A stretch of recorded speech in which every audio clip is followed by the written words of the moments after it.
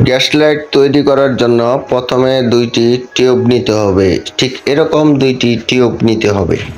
টিউবের ভিতর এরকম একটি দড়ি ঢুকিয়ে দিতে হবে। এখন টিউবের ভিতর একটি তুলো এভাবে আমরা ঢুকিয়ে দিব।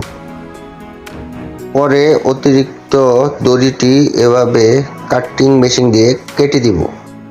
তারপরে অয়েল এর ভিতর ঢুকিয়ে দিব। টিউবের মুখটি লাগিয়ে দিব। তারপর এর ভিতর একটি ছোট পাথর ঢুকিয়ে দিব। তারপর এর মুখটি সুন্দর করে এভাবে একটি স্ক্রু দিয়ে লাগিয়ে দিব।